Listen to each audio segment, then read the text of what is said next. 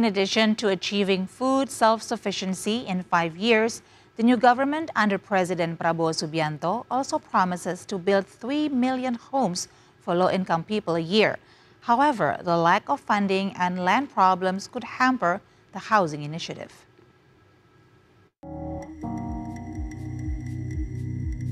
The 3 million houses per year program is expected to reduce the housing backlog, which reached 9.9 million houses as of 2023. The housing backlog refers to the gap between the available homes and the number of homes that are needed.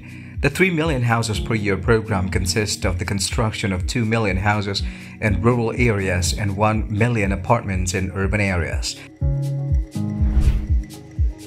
Housing Minister Marwara Sirait said recently that the government would cooperate with the country's top 5 property developers to realize the housing program because the government budget will not be enough to build such large number of houses.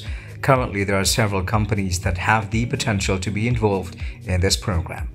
They consist Agung Podomoro Land, Agung Sedayu Group, Alam Sutra Realty, Ciputra Development, Lipo, Pakuwon Jati, Paramount, Sinar Mas, Suma Recon Agung, and Bumi Benowo Sukses Sejahtera BBSS.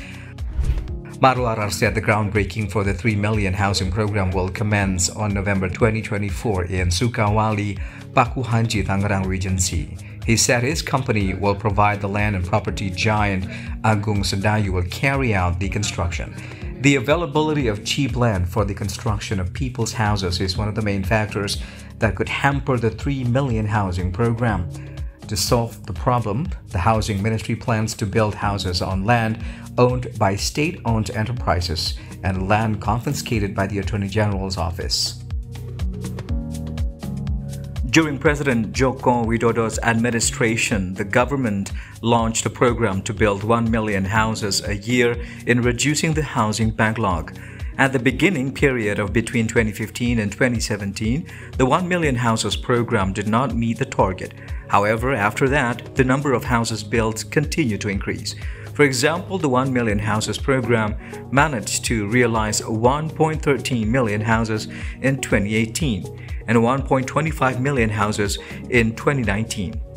But in 2020, the number fell to 965,217 houses due to COVID-19 pandemic. The figure increased again in 2021 to reach 1.10 million houses and 1.11 million houses in 2022 and to 1.21 million houses in 2023.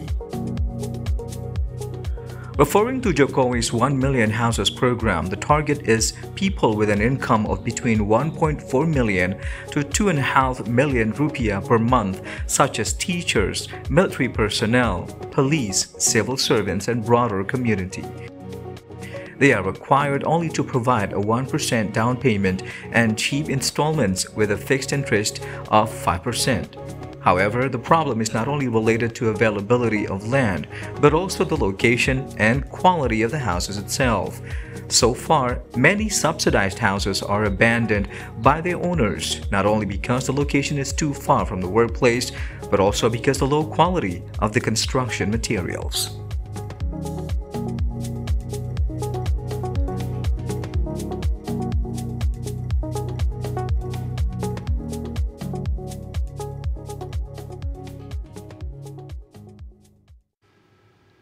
In addition to ensure self-sufficiency in food production, our new government also plans to build 3 million homes a year for low-income people in urban and rural areas.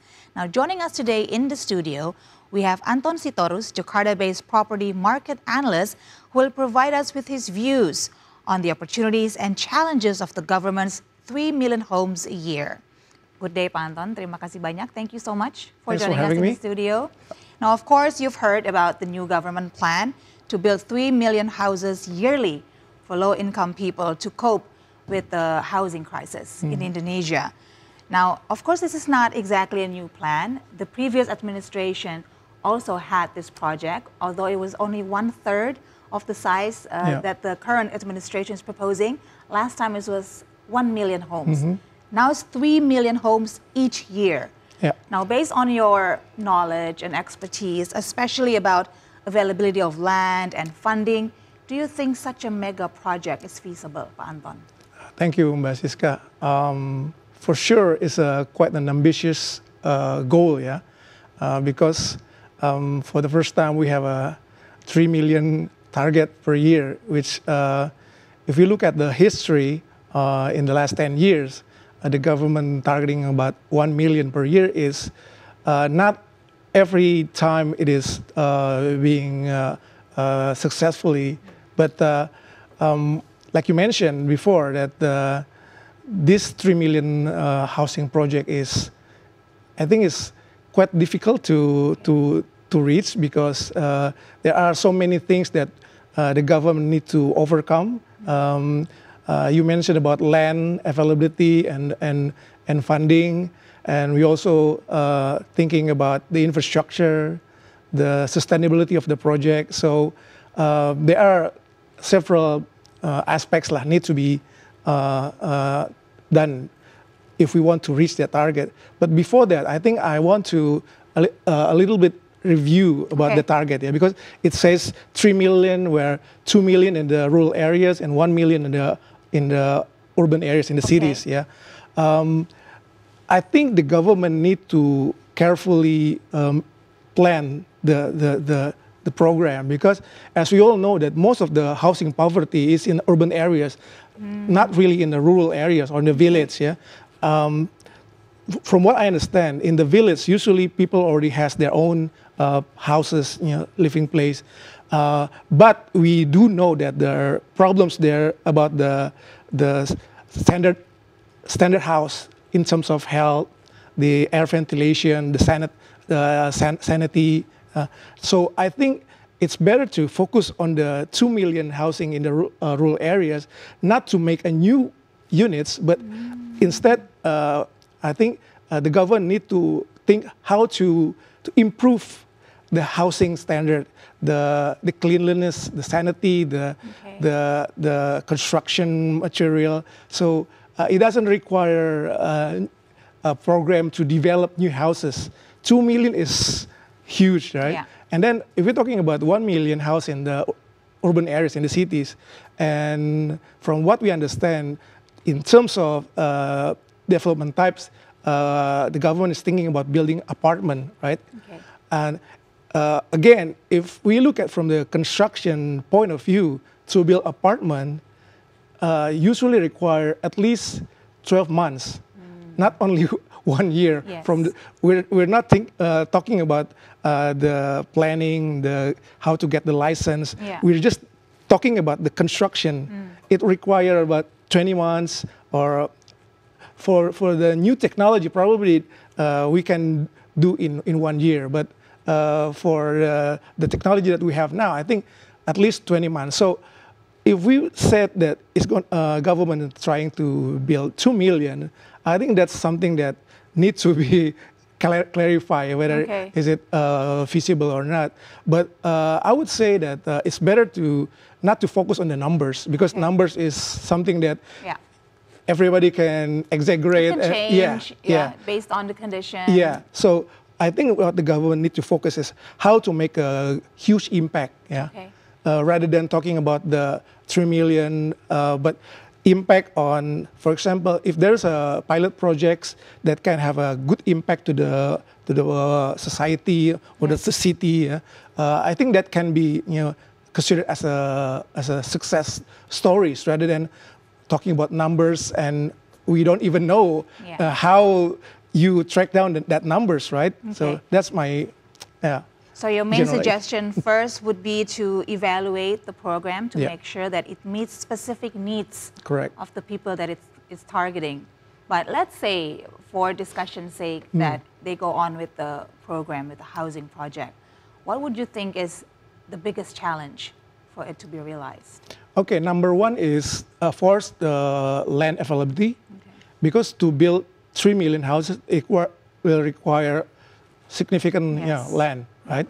Are there any land available at this time? Well, the government said that they will utilize the state-owned land, and then the confiscated land from DA office, for example.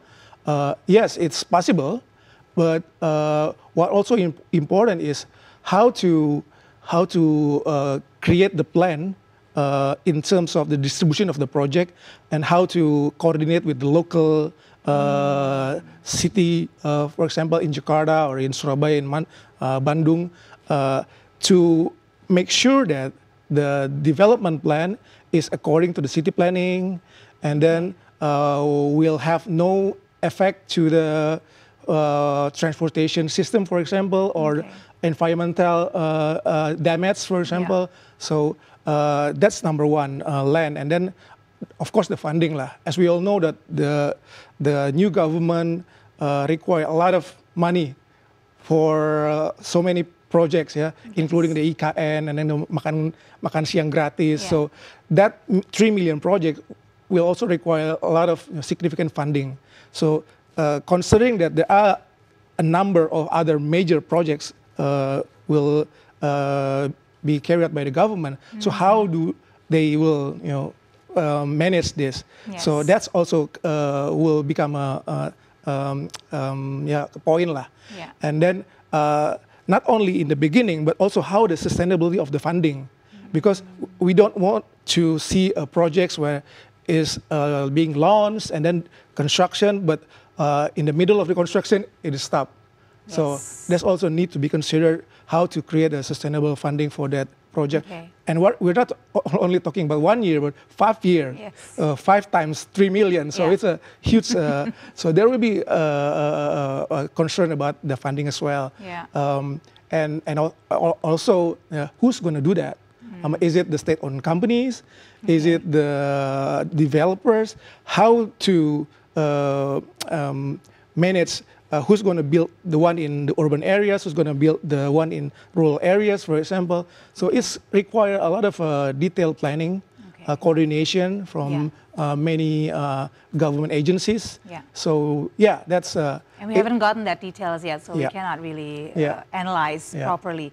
But a lot of interesting points you've made so far, Pak Anton. But I want to go back to the point when you said that for this housing project, the government is proposing to use land owned by state enterprises and those seized by the Attorney General's office. This was also stated by Housing Minister Marwar Sirait himself. Now, do you think such a proposal can resolve the matter? Because as you said before, there's a big bureaucracy that needs to take place and the coordination between government agencies. As we now know, there's still a lot of red tapes, even between agencies. So could be this actually be another problem for the government to solve?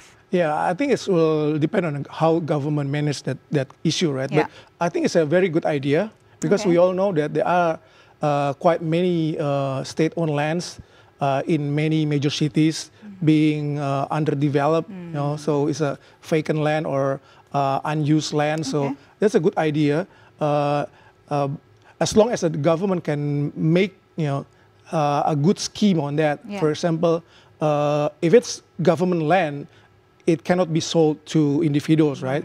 But if the government can create such a rental long-term lease concept, for example, so they build a rental apartment in the city, in the prime areas, I think that will become a good attraction, a good appeal for people, especially for the millennials generation, because they, according to many surveys, they said they want to live in the city rather than in the outskirts, far away from the happenings place, right? So it's a good idea. So, but again, like you said, there are many things need to be overcome. How to coordinate between the agencies, the landowner and the developer. Who's going to do that? Who's going to do this? And then in terms of funding as well. So there's a lot of homework for the government to achieve their target.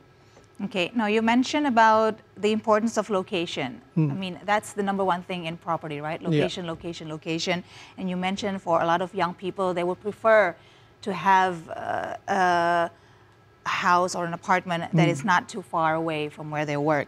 Now, in the past, many tenants of subsidized houses abandoned their homes because of that very reason, because it was too far away from their place of work. Now, how should the government then find a strategic location for this mega housing project other than the plan to use state-owned buildings? Yeah, again, it will depend on how government make the plan for it. So if we're talking about the current situation, the TOD concept, for example, transit-oriented development, probably is the best concept if the government wants to make that kind of housing development. So integrating the housing with the transportation, although probably the area not to be not necessarily in the center, the city center, but as long as it is connected to the transportation system, I think it has a good opportunity to attract people rather than build housing very far away and with poor infrastructure, transportation infrastructure, for example. So again, number one is planning is very important. And like in many other major cities in the world, I mean, the TOD mixed-use development is something that can be planning, arranged, and again, there are so many lands belong to the government agencies located in the city, in many major cities in Indonesia, and if the coordination between those agencies is correct, I don't think this is impossible to build. Okay, so one last question, Anton, before we end our conversation. The target is low-income people. How would you propose to make sure that the target can actually afford this new housing? Should there be incentives? How should the government treat this matter to make sure that the houses will be affordable? Yeah, of course. Because if we're talking about the targeted segment, which is the young people, young families, they don't have a big capacity to buy houses, especially for the down payment. Because if we want to buy houses, usually we need to prepare at least 10% of the house price. If you're talking about, let's say 500 million rupiah, so they need to have at least 50 or 100 million for the down payment. That's something that the government needs to help with the down payment assistance, for example, and then also for the monthly installment, the governments already have the program like FLPP and Tapera, where it provides a very low interest rate and a long tenor. So if that kind of programs can be provided in the new government, hopefully, we heard about the Prabowo team that's going to extend the PPN DTP program. Even they also saying that will increase the incentive with the BPHTB. That will be very good. And as long as the program can be informed in terms of the length of the program, I think the government should be careful. In the past, the government only provide for each every 6 months. But if the new government can extend like 1 year program, 2 year program, that will create certainty for developers or anyone who would like to participate in the program. So certainty is very important in the incentive program provided by the government, and also the socializing of the program is also important, because not many people knows about the FLPP and Tapera. So this is also very important. So of course, the government, not only to the consumers, but also to developers who would participate in the development of this low segment. All right. Thank you so much. So a lot of challenges, but also a lot of opportunities. Thank you, Anton Sitorus. Thank you. We truly appreciate you sharing with us your time and your insights. All the best to you. Thanks for having me. Thank you.